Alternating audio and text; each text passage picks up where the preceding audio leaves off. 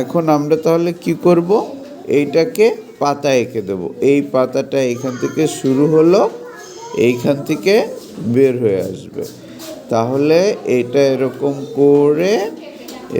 করে এখান থেকে এইভাবে পাতাটা হলো। ঠিক আছে না?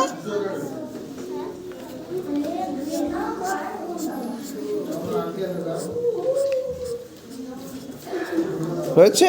গুড, পছন্দ। আর এটা ঠিকই আছে, এটার সবুজটা একটু গাঢ় করে দেবে।